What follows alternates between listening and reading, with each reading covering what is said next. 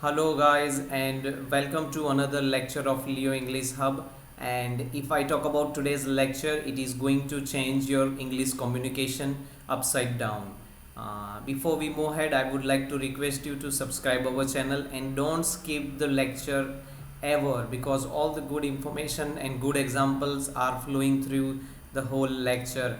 And those who are new to our channel, I would also request them to start learning from the very first lecture so that they don't miss anything at all.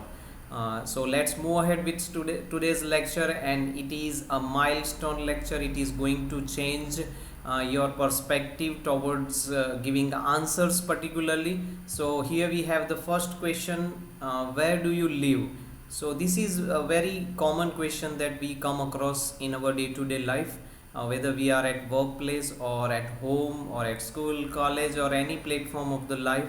We face these kind of questions, and what we are habited to do casually, what we answer these kind of questions. So our answer would be like this: I live in Vrindavan, or I live in Delhi, or I live in Patna, or I live in Bhopal, I live in Jaipur, right? So this could be our casual answer, and it is not wrong in a way, because the communication smoothly runs anyway with these kind of answers as well. But if you want to make your communication effective, if you want to give your answer out of the box answer, and it is also useful in the exams like IELTS, PT, TOEFL, GRE, and all the competitive exams like UPSC, IAS, this and that. So this is the situation that we until now are facing at the moment, that where do you live. If somebody asks us that where do you live, then we will casually answer them, okay, I live in Vrindavan, I live in XYZ place. So what could be the correct answer, guys? And that is the art, that is the thing that we need to learn effectively, and that can make our communication effectively. And we are going to use all the things that we have learned now. We have learned 12 tenses until now. We are going to learn more passive tenses and neutral tenses and more other grammatical structures in coming lectures. But whatever we have learned until now, I am going to use that. So be careful and keep watching. Don't skip the video ever. So what would be the correct answer of the question that you can see on the top of the screen? So the answer would be, I live in Vrindavan with my family. I love to live there because the nature has planned it well with lots of big trees and green landscapes. The, the people also follow all the public rules there. So here is the effective answer, and how we can make it effective, what we have used. So how I have designed this answer is I am going to explain to you. I live in Vrindavan, that is simple present tense. I love or I like to live there is also a simple present tense, because we are going to give the reason and using the word because the nature has planned. Now the subject is nature. The nature has planned it well. And what tense it is? It is the tense of perfect present tense. Nature has planned, has followed by verb 3, past participle form of the verb. Planned it well. It means it stands for Vrindavan. So the nature has planned Vrindavan well, or it well, with lots of big trees and green landscapes.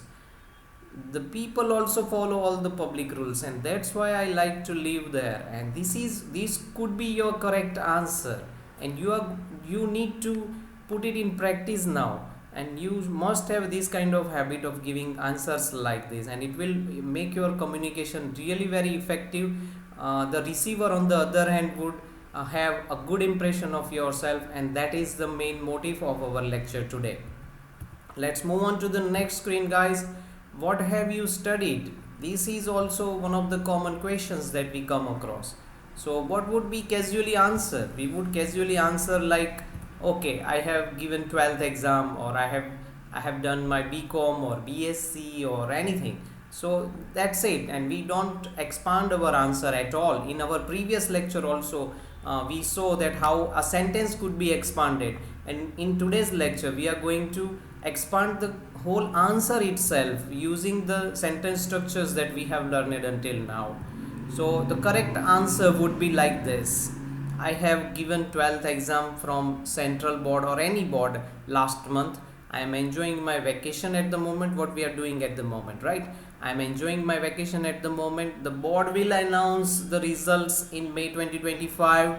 The subject is board. In our previous answer, we made the nature as a subject. So this is the variety that we can bring in, right? The board will announce the results in May 2025. What is happening around us, that is the thing that is more important. I expect to get good percentile rank, so what I'm expecting in my vacation, so all the majority of the things have been covered. So this kind of communication would make your English communication really very effective and understandable to the others. Who is the PM of your country? The casual answer would be, we just answer in single name only, Narendra Modi, right? But that would not do, right? The correct answer would be like this: our Prime Minister is Sri Narendra Modi ji. He won. This is simple past tense in second sentence. He won the election. Win is the verb and the past form of the win is won. So he won the election, national elections, first time in 2014, and he has been leading our country since then. He has taken many big steps to develop our nation. So he has been leading our country is tense number 10, continuous perfect present tense, right? And he has taken many big steps is a perfect present tense. So all the sentence structure, the sentence structures that we have learned now have been used.